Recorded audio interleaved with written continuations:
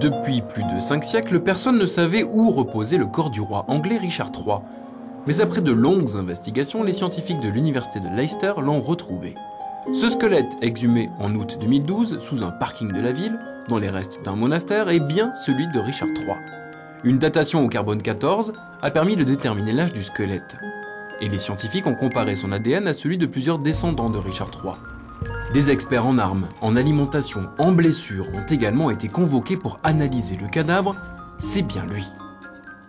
Le squelette présente un certain nombre de caractéristiques peu communes. Il est élancé, il présente une scoliose et il a subi de nombreux traumatismes dus au combat.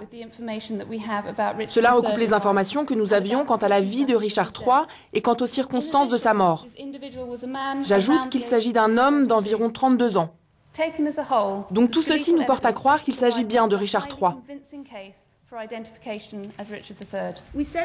Ici, au niveau du crâne, nous pensions qu'il pouvait s'agir d'une fracture due à un coup de lame. Nous avons confirmé. On ne peut pas savoir précisément quelle arme a causé cette blessure, mais cela pourrait être un genre de hallebarde.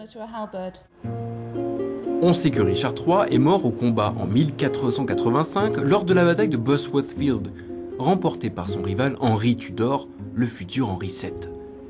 Les nombreuses blessures osseuses constatées sur son squelette amènent à penser qu'il aurait perdu son bouclier pendant le combat.